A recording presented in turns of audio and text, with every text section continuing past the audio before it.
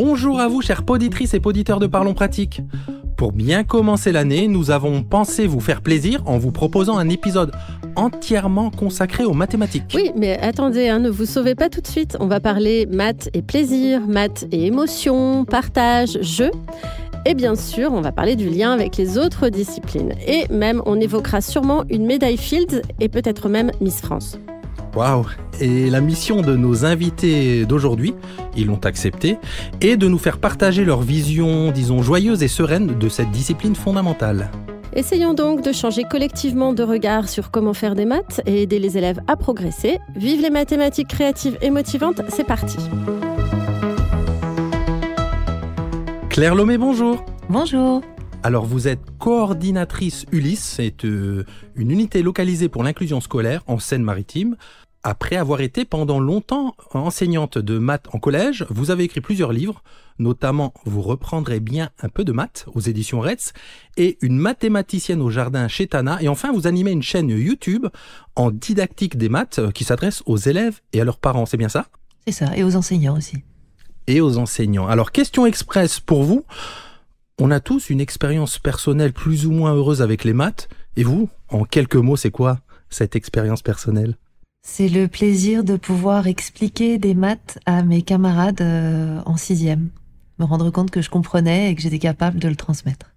Très chouette comme expérience. Nicolas Pelé, bonjour. Bonjour. Vous êtes docteur en didactique des mathématiques, président de l'association Plaisir Maths. Vous êtes aussi co-créateur du jeu L'Atelier des Potions et membre du Comité international des jeux mathématiques, le CIGM. Et vous, c'est quoi votre histoire avec les maths ? Mon histoire avec les maths, c'est beaucoup de jeux. Donc pour moi, j'ai toujours vu les maths comme un jeu, et ça dès tout petit. Les énigmes, les casse-têtes, tout ça pour moi, c'était du jeu plus que des maths. Merci pour ces petits témoignages. D'ailleurs, dans cet épisode, vous allez en entendre d'autres. Ce sont des extraits des épisodes Les énergies scolaires que vous pourrez retrouver sur le site d'Extra Classe dans une playlist spécialement concoctée par toute l'équipe. Je vous propose sans transition qu'on entre dans le temps 1 de cette émission qu'on a intitulée Les mathématiques, une discipline sociale, culturelle et émotionnelle.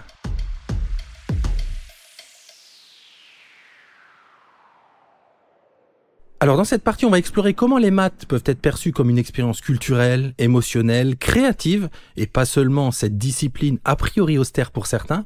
Je vous propose qu'on commence par un premier extrait où Nathalie Braun, une prof de maths doctorante au laboratoire Bonheur de l'université de Cergy-Pontoise, au passage, c'est elle qui nous a orientés vers vous, Nicolas Pelé, donc on la remercie pour cet épisode. Dans cet extrait, elle nous parle du label Mathématiques du Bonheur, et on va entendre bien sûr ses élèves aussi. On a reçu, à la fin de l'année scolaire, le label des mathématiques du bonheur, qui est délivré par l'université de Cergy-Pontoise. En fait, ça valorise du coup notre façon de travailler autrement pour le bien-être des élèves. Donc le bien-être des élèves, tout ce qui est plaisir, donc de faire des mathématiques. Aussi l'apprentissage des mathématiques. Et aussi les échanges entre élèves, parce que c'est important que les élèves échangent entre eux pour progresser en mathématiques. Le premier chiffre du code est la somme des chiffres de... Moi, je fais l'épreuve des zombies, là. 2 chiffres sont corrects, mais mal placés. À 16h, il y en a 8. À 16h, il y en a 8 des zombies. Il y en a 8 à U0. Et moi, je cherche à U1. Ah non, c'est géométrique. 3, 4, 4. 6, 3, 6, 3, 4, 4. Waouh! Madame, on a trouvé! Claire Lomé, ce Madame, on a trouvé, est-ce que ça serait pas un peu le Graal de l'enseignant, ce plaisir à avoir trouvé quelque chose? Si, tout à fait. En entendant le Madame, on a trouvé, c'est vrai que forcément, ça me donne le sourire. C'est effectivement le but, je pense, de tout enseignant. Pas forcément que les élèves trouvent d'ailleurs, mais qu'ils soient heureux dans leur recherche, dans leur travail, qu'il y ait une vraie dévolution, qu'ils y mettent d'eux-mêmes et qu'ils ressentent des émotions, et des émotions positives, effectivement. Nicolas Pelé, est-ce que vous pensez que les maths sont souvent dissociées du plaisir dans l'imaginaire collectif? En tout cas, on a l'impression que on est plutôt du côté de l'austérité dans l'imaginaire collectif. Dans l'imaginaire collectif actuel, oui, ça c'est certain. Actuellement, oui, il y a une grosse désaffection sur les mathématiques comme discipline scolaire. Ça, c'est sûr, les chiffres parlent. Maintenant, ça n'a pas toujours été comme ça et ce ne sera pas forcément toujours comme ça non plus, c'est pas inéluctable. Est-ce qu'il y a des raisons qui font que c'est ancré dans cet imaginaire, ce côté plutôt austère des mathématiques ?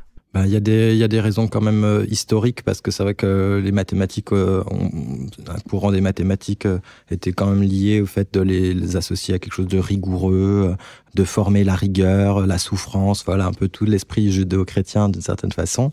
Donc ça, je pense qu'il y a un côté historique. Après, il y a aussi un aspect actuel lié au fait que c'est devenu une discipline de sélection, plus qu'une activité qu'on pourrait faire. Les mathématiques n'ont pas toujours été cette discipline-là. Avant, c'était le latin qui était vraiment une discipline plus de sélection.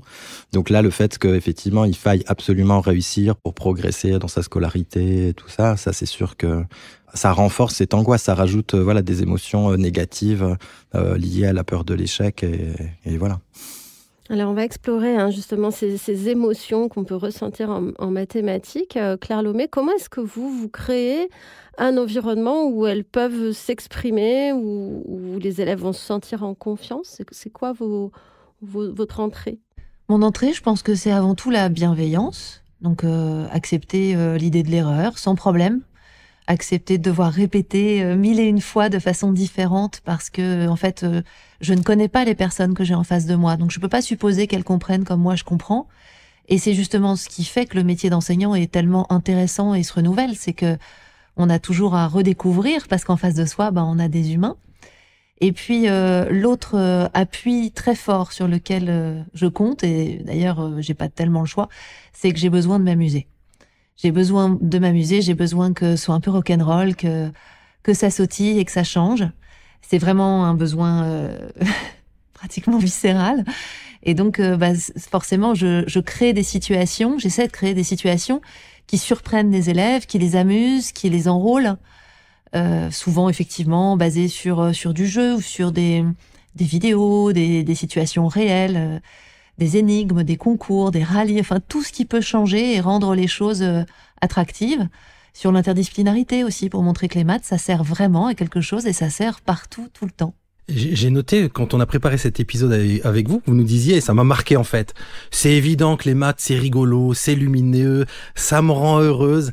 Est-ce que vous demandez aussi leurs émotions, les émotions que ressentent les élèves quand ils font des exercices de maths, par exemple ? Ouais, bien sûr. Quand j'ai débuté, donc il y a une 30aine d'années, j'enseignais en lycée. J'étais dans un lycée qui était en zone violence, qui ensuite est devenu ce qu'on appelle un éclair. Et c'était un quotidien, qui était quand même un petit peu robuste professionnellement.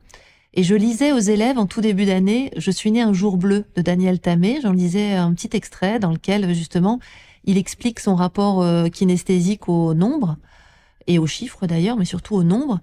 Et je leur demandais ce qu'ils ressentaient par rapport à ça. Et invariablement, ils commençaient par me dire que c'était n'importe quoi. Pour eux, les chiffres, ils voulaient rien dire. Et puis toujours, il y en avait un qui finissait par me dire « Ouais, mais quand même, le 7, je l'aime pas. » Souvent, c'était le 7.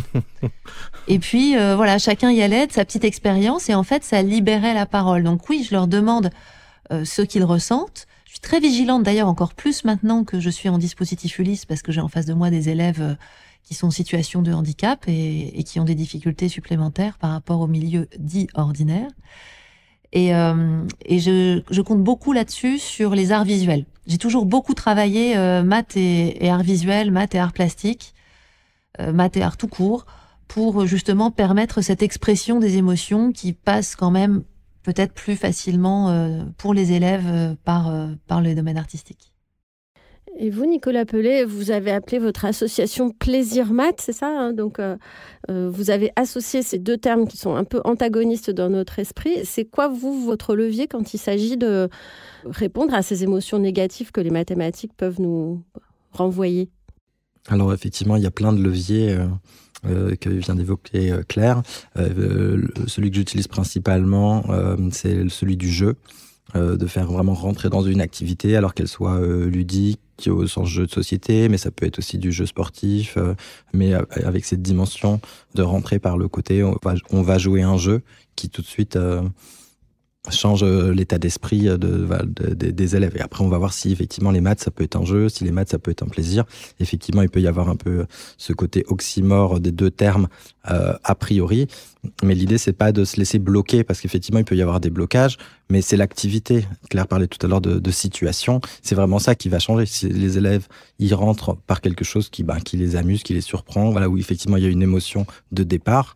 Derrière, après, on se laisse embarquer, on oublie quel rapport il y avait avec les maths. Donc, c'est vrai que c'est le point d'entrée important. Vous définissez, il me semble que c'est ce que vous nous avez dit, comme un ingénieur didactique et ludique. Est-ce que vous pouvez nous dire ce que vous entendez par là ? L'ingénierie, c'est un terme qui renvoie un peu aux recherches en didactique des mathématiques, qui est à la fois une méthodologie de recherche pour essayer de comprendre les phénomènes d'enseignement des mathématiques, mais c'est aussi des choses concrètes, donc des situations, une suite de situations, d'activités qui vont être porteuses de sens mathématique, d'apprentissage mathématique. Et l'idée, c'est de les concevoir en amont. On les improvise pas forcément en enseignement, parce que on peut du coup avoir un côté prédictif, c'est-à-dire que ce qui définit la didactique en tant que science, c'est son côté prédictif. Et donc, les apprentissages qui sont dans une situation, ils peuvent être prédits d'une certaine façon. Et ce que je développe dans mes recherches et au sein de Plaisir Maths, c'est aussi de se dire, le ludique, les effets justement émotionnels, ils peuvent aussi être anticipés. Il y a différents ressorts ludiques sur lesquels on peut s'appuyer. Donc, par exemple, pour créer la surprise, par exemple, on sait que historiquement et encore actuellement, les tours de magie, c'est un levier, ça va créer de la surprise. Parce que dans un tour de magie, il y a quelque chose qui va surprendre. Donc, on peut s'appuyer sur différents ressorts pour aussi construire. Donc, c'est ça que moi, j'appelle l'ingénierie didactique et ludique. C'est penser les choses à la fois du point de vue des apprentissages qu'on va vouloir générer, mais aussi des émotions, des leviers, de toute la trajectoire que les élèves vont pouvoir avoir pour aussi avoir cet aspect plaisir, les moments aussi où on va rentrer dans l'effort, où ça va être... Il n'y a pas toujours du plaisir aussi dans quelque activité. À un moment donné aussi, des fois, c'est plus résistant. Et quand ça résiste, c'est là, voilà, la frustration, il faut pouvoir la gérer. Mais ça, c'est lié à toutes les activités. Mais l'idée pour les mathématiques, pour moi, c'est justement de se dire que les deux vont pouvoir être associés et que voilà, qu'on arrive à trouver des équilibres dans le temps. Voilà.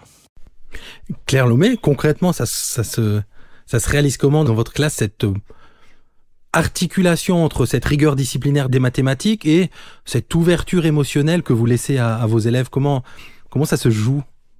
Ça fait partie d'un ensemble. Déjà, moi, ma classe, c'est ce qu'on appelle une classe flexible. Donc, les élèves ont du matériel d'assises, mais pas seulement, de manipulation, etc., qui peuvent leur permettre déjà de se sentir bien du point de vue corporel. C'est aussi lié à une ambiance que j'essaie de faire apaisante au maximum, même si elle est aussi régie par des règles, évidemment. Et puis, à partir de là, c'est justement le fait... Et là, c'est sans doute parce que ça fait 30 ans que je fais ça, donc forcément, j'ai accumulé des outils, de pouvoir piocher dans tout ce que j'ai en mémoire sur mes clés USB et dans tous mes bacs pour illustrer justement mon propos. Et je n'hésite vraiment jamais, devant une difficulté d'élève, une question, d'abord à la renvoyer aux autres élèves, à en discuter, à en faire si possible un débat philo. Enfin voilà, ensuite on peut partir loin.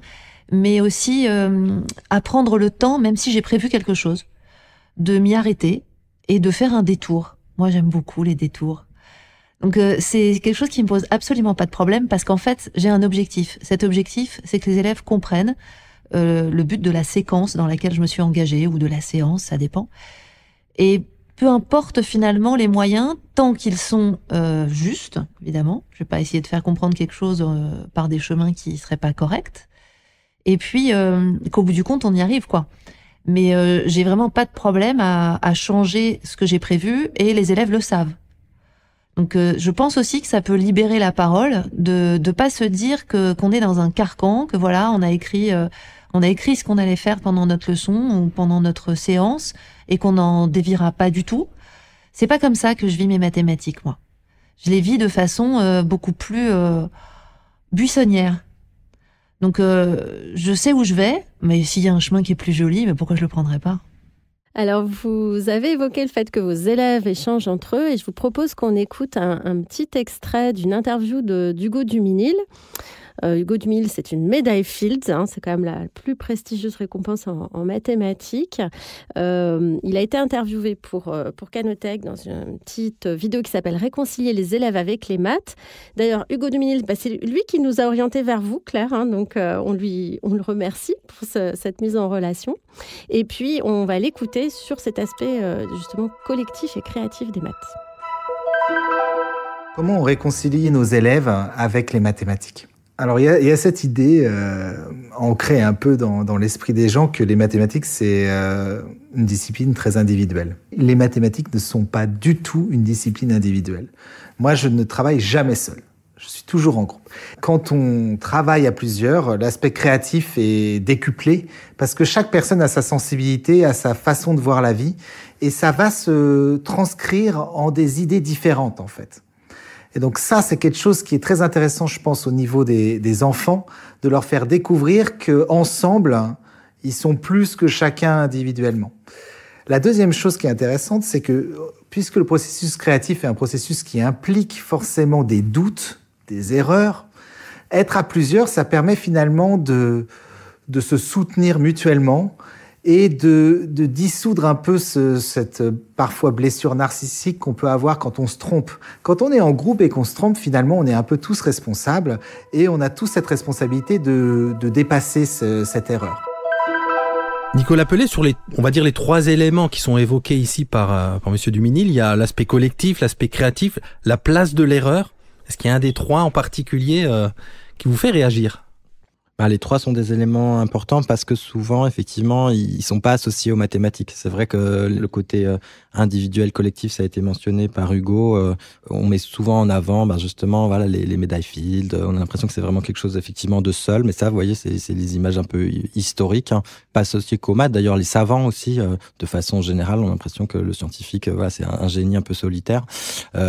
L'histoire des sciences, l'histoire des maths, l'histoire en général aussi, maintenant, retravaille aussi ces questions-là en montrant que ça a été incarné par des personnes, mais que ça a pu se faire parce que il y avait un collectif. Donc, même l'histoire est en train de revenir là-dessus en essayant de montrer les aspects vraiment collectifs de la démarche scientifique. Et effectivement, après, ça va peut-être être une personne ou quelques groupes de personnes qui vont être dans la découverte, mais c'est aussi parce qu'en fait, il y a eu des centaines d'autres qui ont travaillé, qui ont fait des choses, qui ont fait des avancées. Et après, il y a une personne qui va peut-être mettre ensemble 4-5 des éléments qui devaient être là à ce moment-là. Par exemple, Einstein, c'est une grande figure, mais il y avait d'autres personnes qui auraient pu trouver, qui n'étaient pas loin de trouver.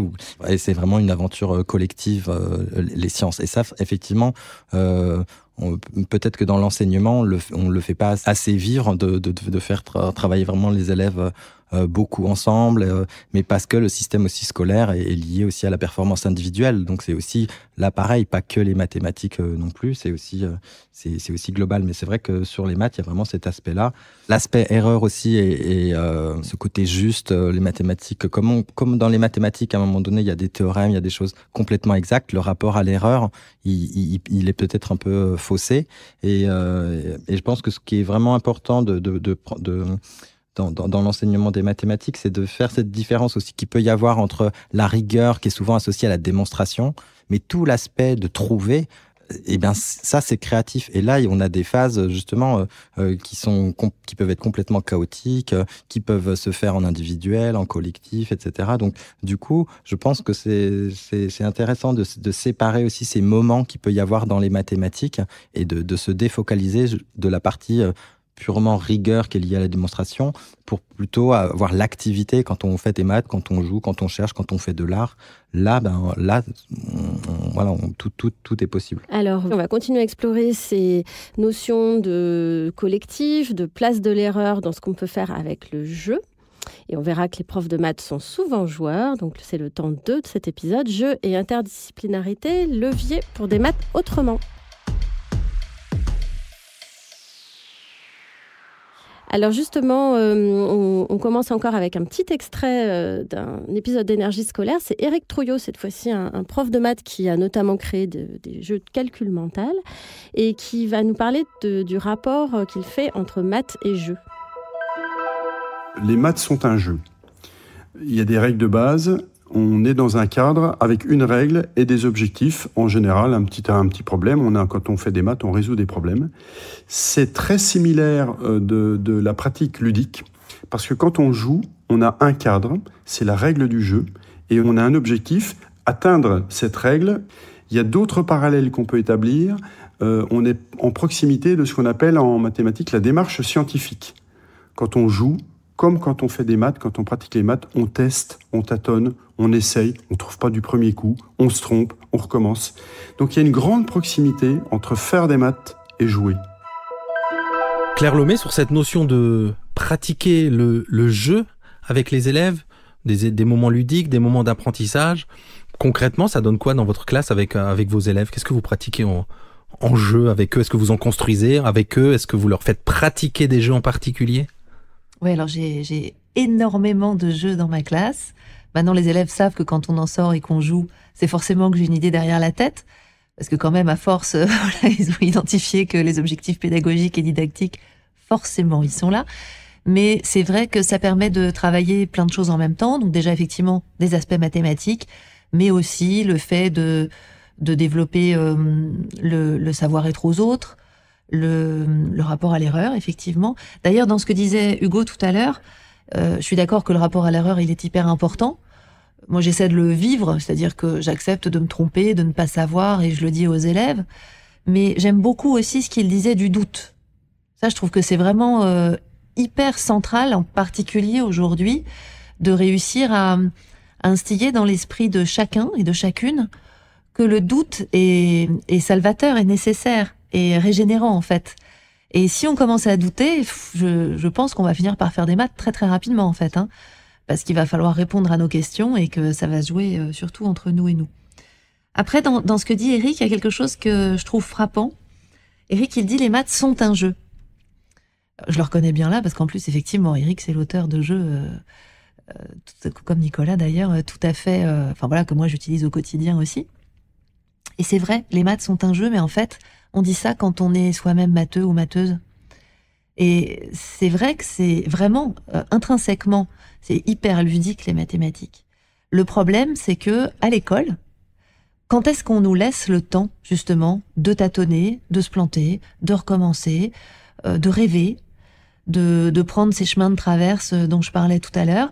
À l'école, parfois encore, on n'a pas le temps de tout ça. Et donc, on attend de nous d'être efficient tout de suite.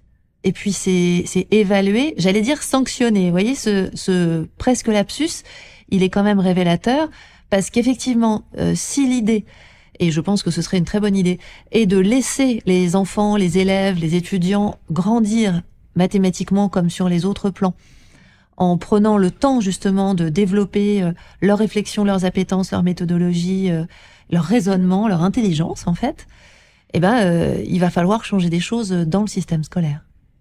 Nicolas Pellet, vous avez co-conçu le jeu L'Atelier des potions. Comment est-ce qu'on fait pour, alors je vais sans doute le dire mal, mettre du ludique dans ces apprentissages? On sait bien, je crois qu'il y a certains chercheurs qui parlent parfois de mettre du chocolat sur des brocolis. Ça ne marche pas. Comment on concilie la mécanique ludique, les temps d'apprentissage et enrôler les élèves, les emmener, suivre leurs émotions, les laisser tâtonner dans un temps scolaire, on le sait, une forme scolaire qui est très contrainte pour le coup? Il y a plusieurs types de jeux déjà, et c'est vrai qu'on peut avoir des fois du jeu qui saupoudre les choses. On a un enrobage, on va dire ok, on fait un jeu, et puis en fait ça va pas être vraiment du jeu, c'est tout de suite des problèmes, des exercices qui sont habillés de façon ludique. Donc ça effectivement, les élèves ne se trompent pas, ça va pas les amuser longtemps. Et il y a des autres formes de jeux où on va vraiment essayer d'articuler le jeu et les mathématiques. Quand on dit justement les maths sont un jeu, ça veut dire qu'il y a quelque chose qui est intrinsèquement ludique dans les mathématiques, donc faut essayer de le repérer et ça va être lié au concept qu'on veut travailler. Ça va pas du coup être le même type de jeu si on veut travailler les probabilités ou si on veut travailler les fractions. Faut se dire ok, qu'est-ce qui peut dans les fractions, qu'est-ce qui peut être ludique, ou est-ce que je peux avoir un angle qui fait que les choses vont pouvoir connecter. Donc, par exemple, sur l'atelier potion, le jeu sur lequel le Plaisir Maths a travaillé, effectivement, on se disait, les fractions, il n'y a pas beaucoup de jeux, c'est beaucoup des choses de réinvestissement, des cartes où il faut faire des paires, des associations de fractions déjà égales, mais il n'y a pas d'apprentissage vraiment à proprement parler. On s'est posé la question de qu'est-ce qui pourrait vraiment être ludique dans les fractions. Et la notion qui est venue, en travaillant en équipe, d'ailleurs, pour essayer de créer ce jeu, c'est cette notion de recette qui, à un moment donné, a émergé. C'est-à-dire, quand on fait une recette, les choses, elles sont coupées en morceaux, on prend des morceaux. Donc, faire une recette, ça renvoie à tout l'imaginaire des potions. Donc, c'est pour ça que les potions sont arrivées assez vite, les magiciens, etc. Et puis, faire une recette, c'est aussi des choses qui vont être coupées en morceaux. Donc, c'est comme ça qu'on sont arrivés. Le cercle, c'est devenu une araignée. Le segment, c'est devenu un serpent. Et puis, on les a commencé à les couper en morceaux, à dire, on va faire une recette. Et quand on propose aux élèves de faire une recette, ça renvoie à leur imaginaire ludique. Mais ils sont en même temps confrontés tout de suite à la notion. Donc là-dessus, on n'essaye pas de les tromper, de leur dire, on va faire un jeu. Non, là, ça va être un jeu sur les fractions. Et s'il peut y avoir effectivement ce frein qu'on a évoqué en première partie, de dire, c'est les fractions, ça va pas être drôle. Mais après, quand on les embarque là-dedans, après, ils font des potions. Et après, je parlais tout à l'heure d'ingénierie didactique et ludique, après, il va falloir décomposer. Donc, il va falloir que les premières potions soient accessibles, qu'il y ait ce plaisir de réussir qui soit activé. Puis après, on modifie les variables didactiques, on modifie les variables ludiques pour rentrer dans quelque chose qui va être un peu plus résistant. Mais comme on est déjà en réussite, en confiance, qu'on a déjà compris des choses, là, à ce moment-là, on peut se dire, ok, là, c'est difficile, mais c'est plus, je suis dans le jeu, donc c'est plus un challenge, c'est plus un défi. Et ça, c'est aussi beaucoup revenu avec ce que disait Claire. Là, il faut engager les élèves dans quelque chose qui va se faire. Et puis après, ne pas hésiter, effectivement, des fois, ça va nous amener quelque part. C'est-à-dire qu'après, là, à partir du moment où on met les élèves dans quelque chose où ils font eux-mêmes, on peut avoir des surprises, et on peut se laisser guider. Et il faut prendre ce qu'ils proposent aussi pour avancer avec eux, et pas forcément, après, des fois, revenir sur ce qui était forcément prévu. Donc, effectivement, le jeu est créateur de surprises, et il faut aussi, des fois, se laisser porter par ça. Alors, on a bien entendu l'intérêt du jeu, on comprend le rôle du plaisir des émotions. Vous nous avez dit aussi, Claire, qu'il y a un cadre qui est contraint, des programmes, des chapitres, des notions. Comment est-ce que vous arrivez à articuler tout ça sur une progression, une année avec votre classe ? Comment vous faites cette alchimie entre le ludique, le plaisir et puis l'avancée du programme qui est quand même prépondérante?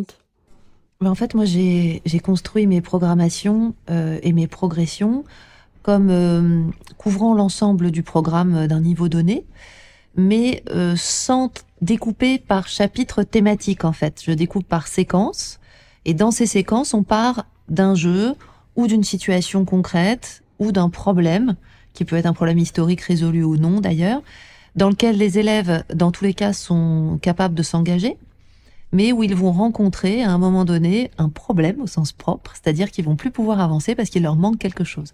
Et ce quelque chose, soit je les amène à le découvrir, soit je le leur apporte, parce qu'on peut pas non plus tout faire découvrir, et puis il y a des moments où il faut guider. Et grâce à ça, ils arrivent à aller plus loin. Et en fait, ça m'a plu de travailler comme ça, parce que ça permet de répondre, de montrer vraiment à quoi servent les maths. Et puis tout de suite, il y a un enjeu. Donc on revient au côté ludique, en fait. C'est qu'il y a une énigme. Ils sont en sécurité, ils savent bien que l'énigme, je l'ai prévu quand même. Donc a priori, derrière, je vais avoir quelque chose à leur raconter. Et on avance ensemble. Effectivement, ce que disait Nicolas est très important, de s'appuyer sur les représentations des élèves, sur ce qu'ils nous apportent, sur leurs erreurs, etc., pour pouvoir les partager. Et puis on avance comme ça. Donc c'est pas du tout linéaire, mais moi, ça me permet de trouver toujours de l'intérêt. Et puis ça veut dire que je peux rester à l'écoute, à l'affût même, je dirais, de situations qui se proposent autour de moi, qui viendraient remplacer certaines situations parce qu'elles sont plus actuelles, plus efficaces, plus rigolotes, plus porteuses. Il vous arrive de partir d'un album de littérature jeunesse en cours de maths? Ouais, j'adore ça. Effectivement, je travaille beaucoup à partir des albums. En fait, je suis depuis longtemps, presque autant que je suis enseignante, je suis formatrice. Et mes intérêts, en fait, personnels, ont fait que je me suis beaucoup tournée vers le premier degré.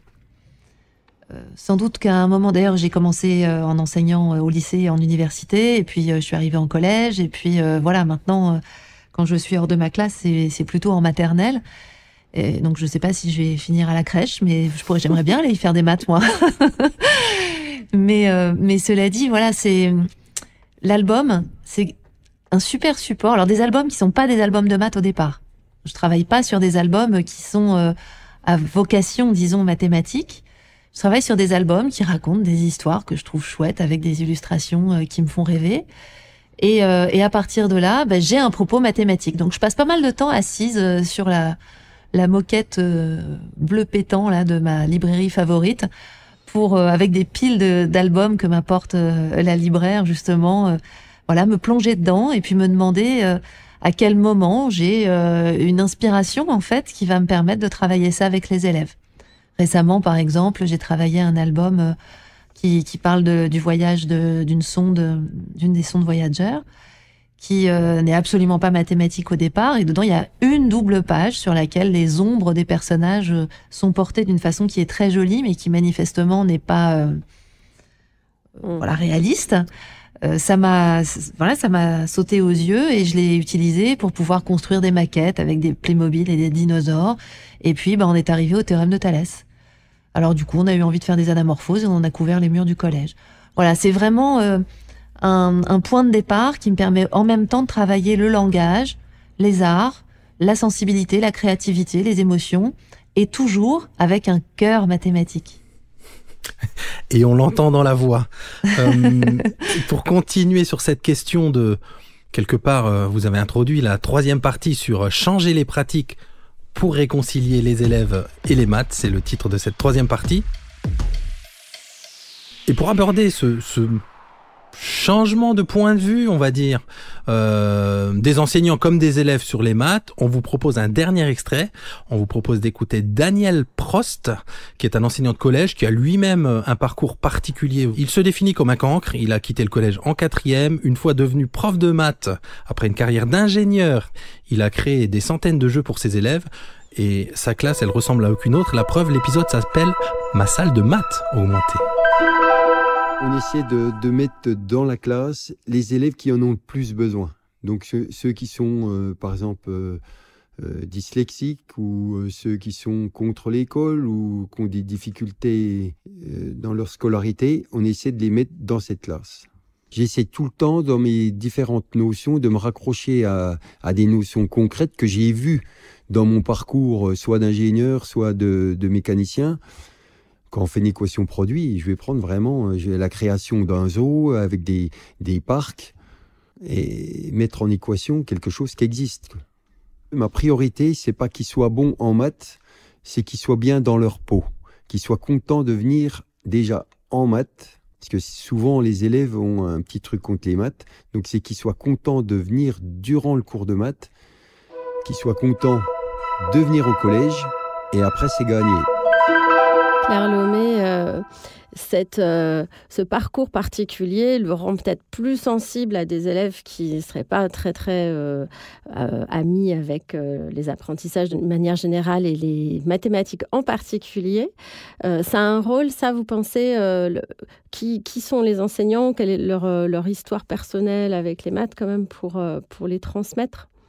Qui sont les enseignants, oui.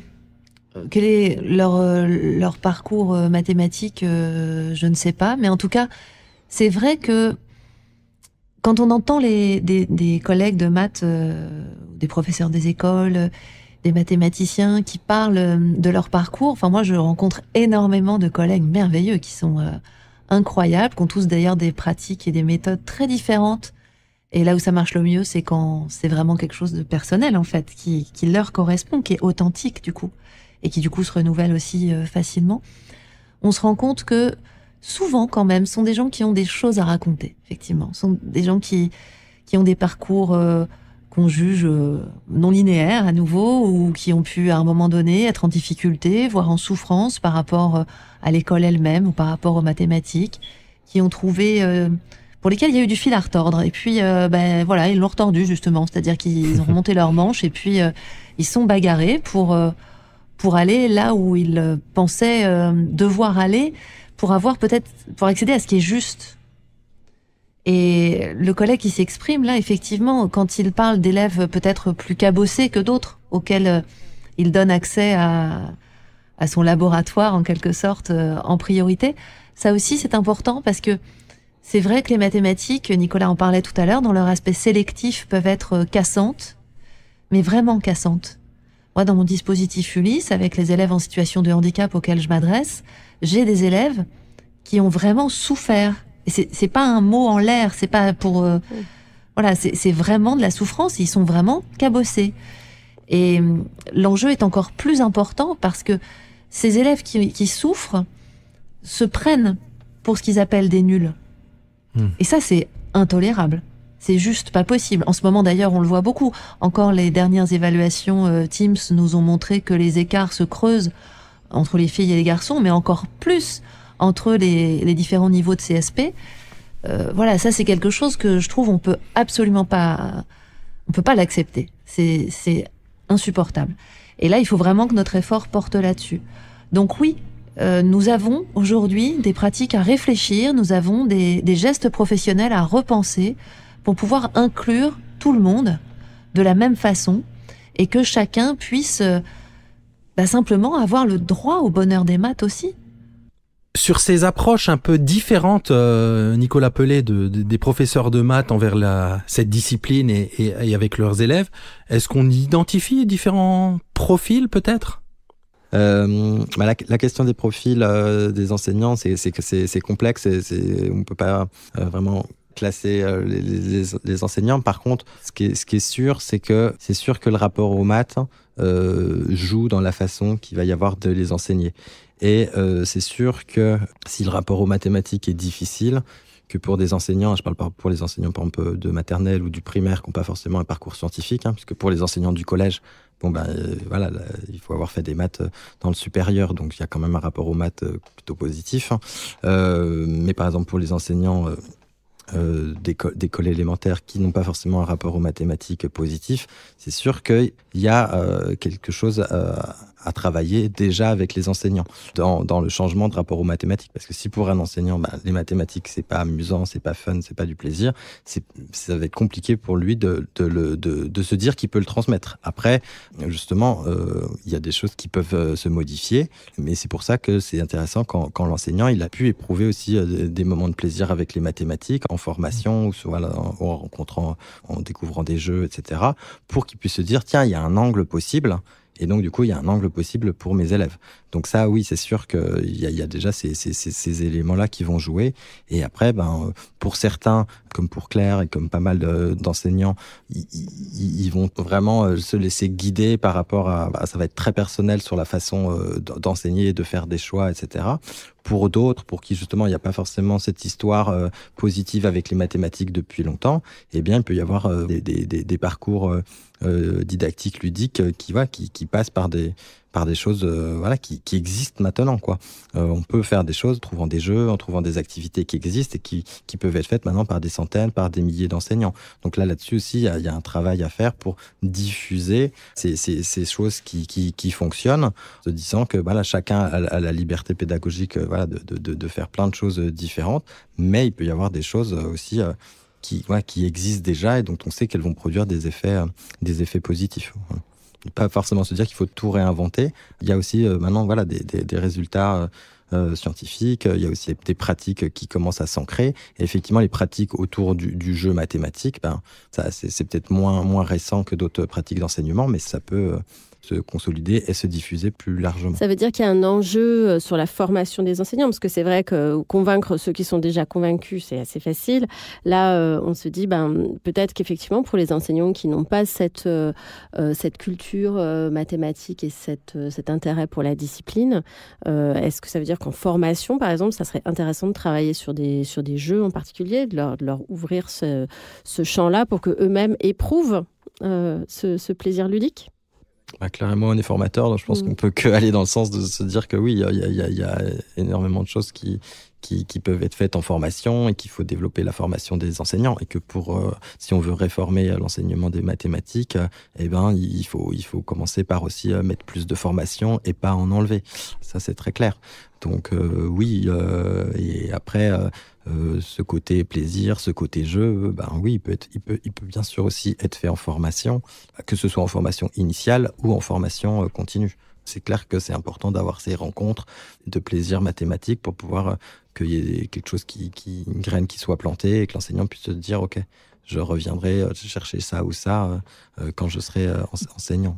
Claire Lomé, si on prend encore plus de hauteur, on parlait avec un brin d'humour dans l'introduction, mais c'en était pas de Miss France. On a Eve Gilles, la Miss France 2024, qui a été nommée, je crois, ambassadrice des mathématiques auprès des jeunes filles. Il y a ces questions-là aussi qui sont importantes, mais je crois qu'il y en a une qui vous tient encore plus à cœur que ce côté égalité filles-garçons auprès des maths, c'est d'une manière plus large les inégalités sociales autour de ces questions.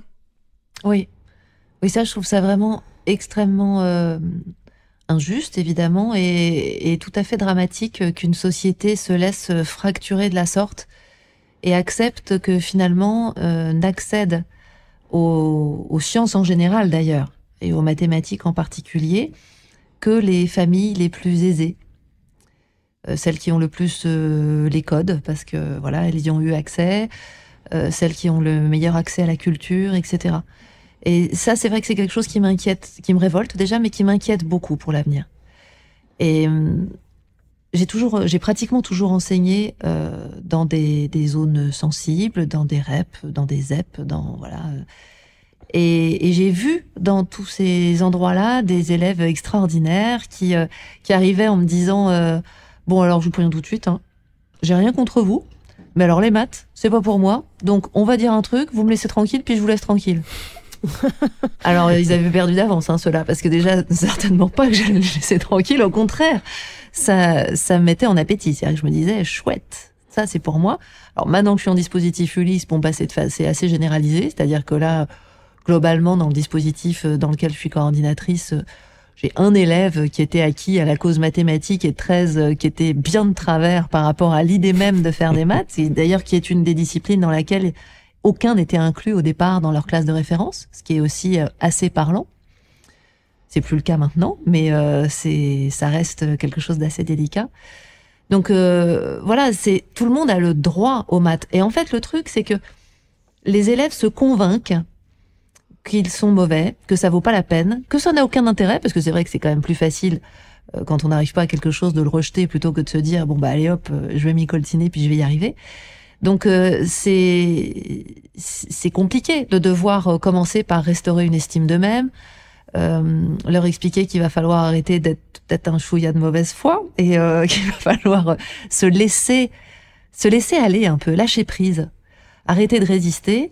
Et puis naviguer tranquillement. Et ça fait de très belles réussites. Là, j'ai un élève en ce moment en classe de 5e, par exemple, qui est dans le dispositif Ulysse, qui a participé au concours Castor, qui est un concours de programmation informatique, et qui est arrivé, je crois, dans les 30 premiers de l'ensemble de sa catégorie.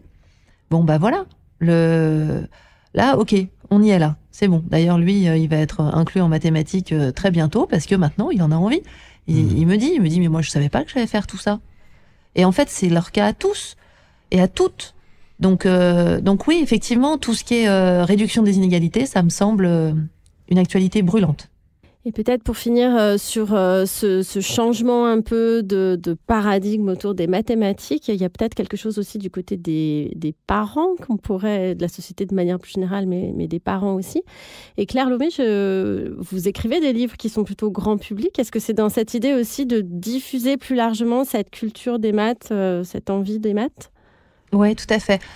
J'écris des livres pour les professeurs des écoles, d'une part, où j'essaie de transmettre une façon d'enseigner qui permette de s'amuser soi aussi.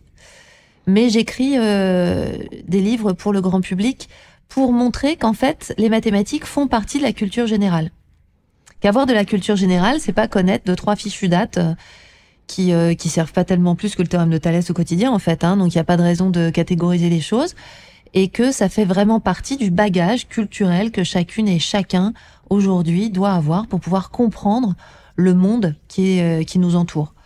Donc j'essaie en toute humilité, j'essaie juste de partager mon regard. J'essaie pas de convaincre.